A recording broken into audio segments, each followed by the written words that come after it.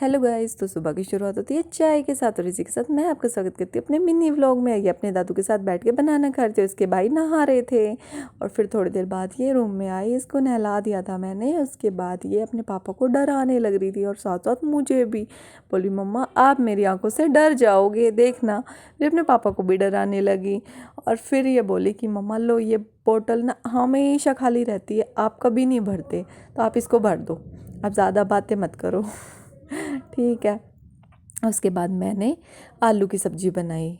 आज आलू की सब्ज़ी बनाई थी गाइस। और उसके बाद मैंने लगा दिया था आटा भी और साथ साथ बना दी थी रोटियां बनाने के बाद साथ साथ सबने खा लिया था खाना। और फिर मैंने बर्तन साफ़ करके रख दिए, सारे बर्तन साफ़ कर दिए थे गाइस। बहुत सारे बर्तन हो गए थे आज मेरे पास।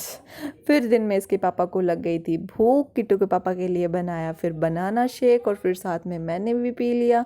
उसके साथ मैंने बनाई थोड़ी देर बाद चाय सबके लिए और फिर चाय मैंने भी। और चाय बनाने के बाद हमें लग गई थी भूख और चाय पीने के बाद हमने बनाया था पास्ता और फिर बच्चों ने खा लिया था। और फिर ये दोनों किट्टू और यक्षु सो गए थे।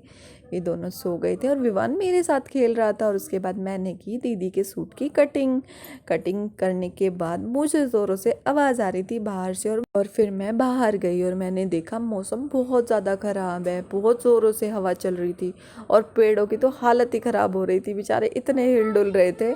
बस फिर क्या था, फिर आनी थी बारिश और थोड़ी देर बाद हमने देखा बारिश आने लगी। और बिजली भी मत गिराओ। और क्या गिराओ? और नहीं और फिर विवान बोलने लगा कि ये मत गिराओ, वो मत गिराओ, हमारी पृथ्वी को खराब मत करो। फिर मैंने भी देखे और मैंने बाहर जाके देखा तो सच में इतने मोटे मोटे ओले गिरे हुए थे। बाहर देखा तो हमारे पायदान पे इतने सारे ओले गिरे हुए थे। और फिर मैंने देखा मेरे रूम तक भी आ गया था एक ओला। तो मिलते हैं नेक्स्ट व्लॉग में। Bye bye guys.